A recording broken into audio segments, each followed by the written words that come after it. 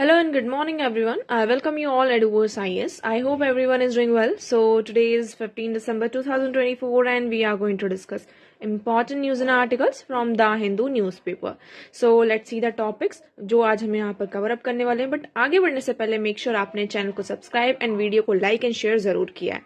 तो चलिए देखते हैं आज के important articles news and PDF के लिए आप ज्वाइन कीजिए Telegram channel Eduverse IS. This is a Telegram channel. यहाँ पर आपके साथ पूरे एनालिसिस की पीडीएफ शेयर की जाती है. तो लिंक कहाँ है? डिस्क्रिप्शन बॉक्स में, वहां से आप ज्वाइन कर सकते हैं. और अगर आप डायरेक्टली सर्च भी करेंगे तो आपको ये चैनल मिल जाएगा इजीली. तो चलिए देखते हैं आज का पहला आर्टिकल. थोड़ा सा आपको यहाँ पर अपडेट होना चाहिए कि साउथ कोरिया में क्या हो रहा है. South Korea lawmakers impeach president for martial law bill. तो यहाँ पर क्या हुआ है, साउथ कोरिया के जो लॉ मेकर्स थे उन्होंने सैटरडे को साउथ कोरिया के जो प्रेसिडेंट थे, है ना, president Yoon Suk Yeol over his failure martial law bill with the opposition declaring a victory of the people. तो उनको यहाँ पर क्या कर दिया गया, आपका इम्पीच कर दिया गया है. ठीक है, आगे बढ़ते हैं, देखते हैं आज का हमारा नेक्स्ट आर्टिकल. तो हम पहले कुछ जो स्नैपशॉट्स हैं इनके बारे में डिस्कस कर लेते हैं. पहला स्नैपशॉट है हमारा, why deep sleep is helpful for long term memory. इसमें ये कहा जा रहा है कि जब हम सोते हैं, डीप स्लीप की यहाँ पर बात हो रही, तो ये हमारी लॉन्ग टर्म मेमोरी में क्या करता है, हमारी हेल्प करता है. कैसे हेल्प करता है? It has been known for nearly 20 years that slow synchronous electrical waves in the brain during deep sleep support the formation of memories. जब हम सोते हैं और गहरी नींद, जिसको हम बोलते हैं ना डीप स्लीप, मतलब गहरी नींद, हमें आज बहुत अच्छी नींद आई, वैसी नींद नहीं कि आप 2 मिनट सोए फिर आपकी नींद खुल गई. No, not like that. आप जब गहरी नींद में होते हैं तो यहाँ पर हमारे ब्रेन में एक सिंक्रोनिन, है ना, सिंक्रोनस इलेक्ट्रिक वेव्स क्या होती हैं, आपकी जनरेट होती हैं, जो कि सपोर्ट करती है फॉर्मेशन ऑफ मेमोरी. मतलब कि हमारा पूरे दिन में क्या हुआ, जितने भी जो भी इवेंट्स यहाँ पर हमारे पूरे दिन में होते हैं, तो वो सारी चीजें जब हम गहरी नींद में होते हैं तो वो सारी चीजें रिप्ले होती हैं और वहां से ही हमारा जो मेमोरी है उसका फॉर्मेशन होने लगता है. सो ये you will see that moving formation from the location of short term memory the hippocampus to the long term memory located in the neocortex. अब नियोकॉर्टेक्स क्या है, ये कहाँ, ये ब्रेन के कुछ पार्ट्स हैं, अभी हम इसको देखेंगे.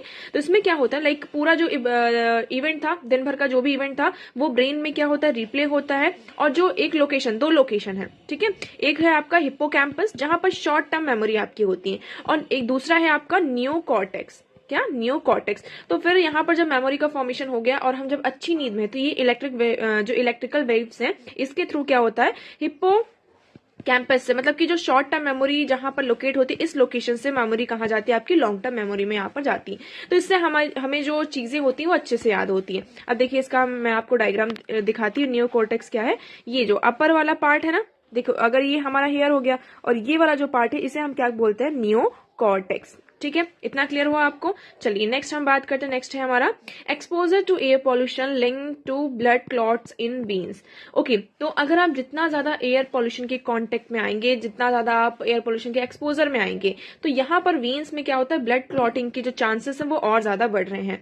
सो a large longitudinal study of over 6,600 US adults who lived in a near one of 6 major metropolitan areas found that exposure to long-term air pollution was linked to increased risk of blood clots that occur in deep veins. Okay, तो यहाँ पर वही हो रहा है, blood clotting हो रही, इसकी वजह से सीरियस कॉम्प्लिकेशंस हमें एडल्ट्स में देखने को मिल रहे हैं. इससे जो एक्सपोजर, लाइक यही बताया गया कि जो लोग मेट्रोपोलियन सिटीज, मतलब जहां पर पॉल्यूशन ज्यादा हो रहा है एयर का, तो उन लोगों के ऊपर हमने क्या किया, टेस्ट किया, और हमें पता चला है कि ये लोग एयर के लाइक पॉल्यूटेड एयर के एक्सपोजर में ज्यादा थे, तो इनकी वेन्स में, डीप वेन्स में हमें क्या देखने को मिले, ब्लड क्लॉटिंग्स देखने को मिले हैं. इससे हमें, आप सभी को पता है कि बहुत सारे रिस्क जो है जनरेट हो सकते हैं, लाइक आपकी कार्डियोवास्कुलर प्रॉब्लम्स, यहाँ पर बहुत ज्यादा मेजर प्रॉब्लम है वो यहाँ पर हो सकती है. इससे ब्लड का जो फ्लो है वो ब्लॉक होता है ना, इससे सीरियस कॉम्प्लिकेशंस, इवन डेथ तक भी कई बार हो जाती है.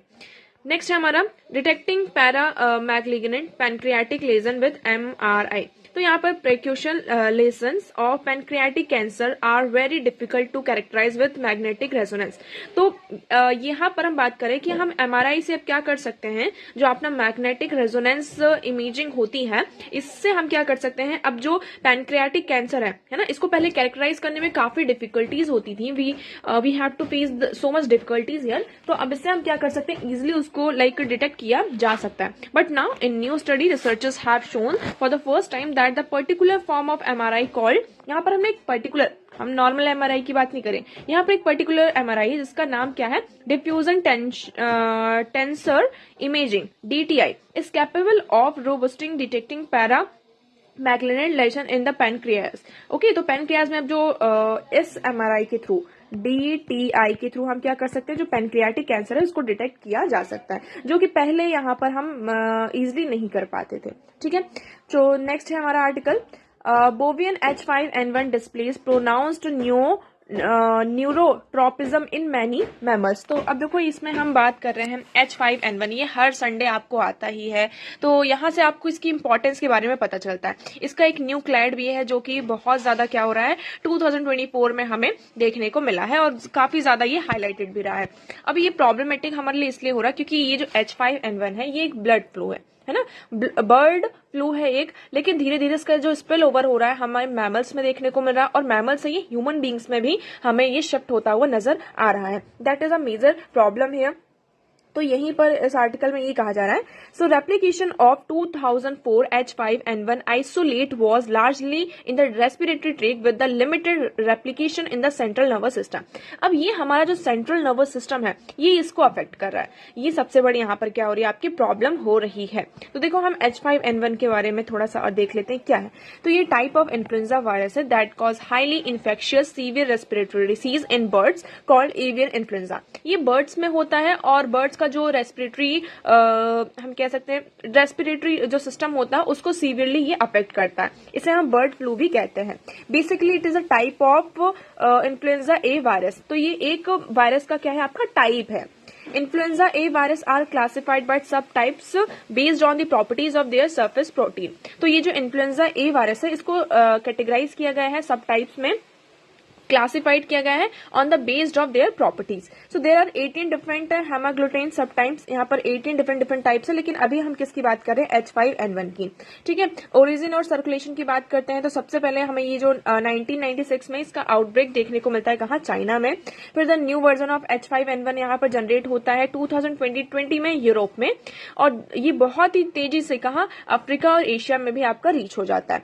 By late 2021 it had spread to North America and in the fall of 2022 it appeared in South America. In February 2024 the virus roamed through mainland Antarctica। तो देखो पहले 1996 में आपको चाइना में, उसके बाद फिर 2020 में यूरोप में, फिर वहां से ये रीच होता है अफ्रीका एशिया में, फिर 2021 में हमें ये नॉर्थ अमेरिका में भी इसके केसेस देखने को मिले, फिर साउथ अमेरिका भी में इसका स्पिल ओवर होता है, और अब हमें ये जो अंटार्कटिका मेनलैंड है वहां पर भी इसके केसेस दिखाई दे। तो ये जो है बहुत ही स्लोली लेकिन स्लोली से भी अभी तेजी से क्या हो रहा है, आपका इसका स्पिल ओवर हमें देखने को मिल रहा है। अब ये जो इसका लार्ज स्केल जो स्प्रेड है, अब देखो ये बर्ड फ्लू है, इसके कारण ये हमें ज्यादा प्रॉब्लमेटिक हो रहा है। तो द एग्जैक्ट फैक्टर तो अभी हमें नहीं पता है कि इसका आउटब्रेक क्यों हुआ है। Some scientist suggest that one reason could be climate change. तो पहला एक रीजन ये बताया जा रहा है कि one reason is climate change. According to studies showing global temperatures impact the behaviour of birds in such a way that is exacerbated the spread of the flu. तो इसमें ये कहा जा रहा है कि जो ग्लोबल टेम्परेचर आपका क्या हो रहा है, चेंज हो रहा है, ड्यू टू दैट रीजन ये क्या कर रहा है, जो बर्ड्स का बिहेवियर है उसको इम्पैक्ट कर रहा है इन अ सच अ वे दैट ये जो बर्ड फ्लू है आपका तेजी से आपका फैल रहा है। ठीक है, इसमें कॉज ऑफ कंसर्न ये है कि अब H5N1 इन्फेक्शन जो है ह्यूमन को भी कॉज कर रहा है, और इसकी जो मोर्टेलिटी रेट है ना, मतलब इसके कारण अगर ये किसी को हो जाता है तो इसकी जो मोर्टेलिटी रेट है वो बहुत ही ज्यादा हाई है, इसलिए ये क्या हो रहा है, हमारे लिए प्रॉब्लमेटिक होता जा रहा है। और इसके न्यू क्लैड्स भी हमें दिखाई यहाँ पर दे रहे हैं, जैसे कि जो न्यू क्लैड है इसका नाम यहाँ पर दिया हुआ है 2.3.4.4 वी क्लैड, ये सबसे ज्यादा यहाँ पर क्या है, हमें परेशान कर रहा है। ठीक है, ये क्लियर हुआ आपको। चलिए आगे बढ़ते हैं, नेक्स्ट हम बात करते हैं, हमारा नेक्स्ट आर्टिकल है can the vice president be impeached. तो यहाँ पर देखिए हमने इस आर्टिकल को वैसे डिस्कस किया हुआ है, बट एक बार फिर से हम इसे डिस्कस कर लेते हैं, अब आया है तो डिस्कस करेंगे।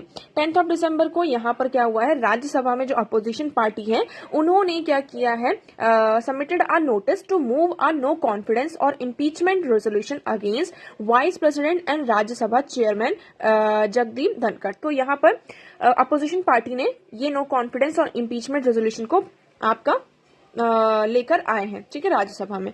आप सभी को पता है कि जो आपके वाइस प्रेसिडेंट होते हैं तो ये सेकंड हाईएस्ट कॉन्स्टिट्यूशनल अथॉरिटी है। वाइस प्रेसिडेंट आपके अंडर आर्टिकल 63 यहाँ पर आते हैं, जिनके तहत इनको पावर मिलती है। फिर इनकी ड्यूटीज एंड क्या होती हैं कि ये वाइस प्रेसिडेंट होने के साथ साथ राज्यसभा के क्या होते हैं यहाँ पर चेयरपर्सन भी होते हैं। तो देखो additionally article 67B provides for the removal of vice president. हमारे कॉन्स्टिट्यूशन का जो आर्टिकल 67B है वो क्या करता है, removal of the vice president की बात करता है। If a majority of Rajya Sabha member pass a resolution to the effect which must be agreed by the house of by the house of the people. तो इसमें देखो आप सभी को यहाँ पर ये पॉइंट क्लियर होना चाहिए कि जो रेजोल्यूशन आता है for the removal of the vice president वो सबसे पहले कहाँ इंट्रोड्यूस होता है, राज्यसभा में ही इंट्रोड्यूस होता है। वहां से ये पास होता है, ठीक है, वहां से पास अगर हो जाता है उसके बाद फिर ये कहा जाता है आपका लोकसभा में जाता है, वहां से भी पास होता है, उसके बाद फिर क्या होता है, ये पूरी आगे की जो फर्दर प्रोसेस होती है। ये क्लियर हुआ। So however the provision specifies that no such resolution can be moved unless at least a 14 days notice has been given. लेकिन अगर आप कोई रेजोल्यूशन लेकर ऐसा रेजोल्यूशन लेकर आना चाहते हैं तो उससे पहले आपको 14 डेज पहले ही आपको एक नोटिस यहाँ पर देना होगा, ठीक है, ये मैंडेटरी होता है यहाँ पर। अब why the no confidence motion is taken up. अब ये नो कॉन्फिडेंस मोशन क्यों लेकर आया है, तो ये पहली बार नहीं लेकर आया, एक बार अगर आप लोगों को याद हो तो इससे पहले भी एक बार यहाँ पर लेकर आया गया था। Okay, so it is unlikely that the no confidence motion will be taken up for the discussion in the house since the winter session of parliament is scheduled to the concluded in 20 December. तो 20 दिसंबर को क्या हो जाएगा, हमारा जो winter session है वो and हो जाएगा। बट यहाँ पर हम देखते हैं कि अगर ये सेशन प्रोलॉन्ग्ड हो भी जाता है तो अगर नेक्स्ट जब पार्लियामेंट की सेशन है, अगर इस सेशन में ये आपका रेजोल्यूशन पास नहीं होता है तो ये नेक्स्ट सेशन में भी इसका हम क्या कर सकते हैं, या फिर यहाँ पर स्पेशल सेशन को बुलाया जा सकता है for the passing of this resolution. Okay, तो ये आई होप आपको यहाँ पर क्लियर होगा, ठीक है। अब एक क्वेश्चन ये आता है कि लाइक किसी भी लाइक प्रिसाइडिंग ऑफिसर हैं अपर हाउस के, है ना, वाइस प्रेसिडेंट, तो क्या उनके अगेंस्ट में जब रेजोल्यूशन लेकर आएगा तो वो फिर से हाउस को मतलब कि उस टाइम पर हाउस को प्रिसाइड करेंगे, तो नहीं, यहाँ पर ऐसा नहीं होता है, वो वोटिंग वगैरह ये सारी चीजें यहाँ पर नहीं कर सकते। So article 92 of the constitution explicitly bars the chairman or deputy chairman from presiding over the proceedings while a resolution for the removal of is under consideration. तो अगर रिमूवल का जो रेजोल्यूशन है उसको कंसिडरेशन में लिया गया है तो इस केस में क्या होता है आपका, वो हाउस को प्रिसाइड यहाँ पर नहीं कर सकते हैं, ठीक है, ये आर्टिकल 92 हमारा कहता है। However the provision permits the chairperson to speak and participate in the proceedings although he or she is barred from voting on such resolution or any other matter during it. लेकिन वो क्या कर सकते हैं, यहाँ पर बोल सकते हैं, पार्टिसिपेट, जितने भी प्रोसीडिंग्स होती है उसमें पार्टिसिपेट कर सकते हैं, बट वो वोटिंग नहीं कर सकते हैं, ना तो अपने इस रेजोल्यूशन में, और कोई अदर मैटर आता है उसमें भी यहाँ पर वो वोटिंग नहीं कर सकते हैं। आई होप आपको ये आर्टिकल पूरा क्लियर होगा।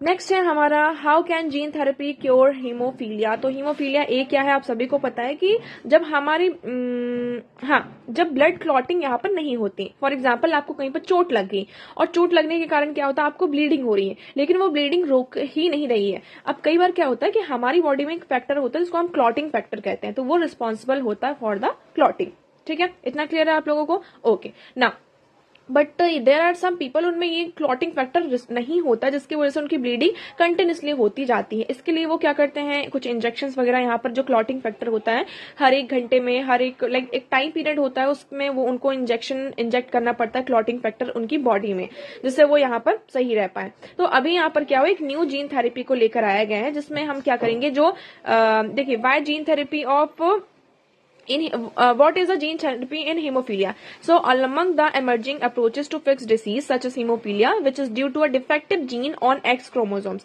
तो यहाँ पर जो X chromosomes होता है वो डिफेक्ट होता है, इसको इसलिए यहाँ पर ये लेकर आए। तो हमने यहाँ पर क्या किया कि एक जो करेक्टेड जीन होता है उसको इंट्रोड्यूस करते हैं पेशेंट की बॉडी में, और idea being that this would result in case of haemophilia normal expression of the necessary clotting factor.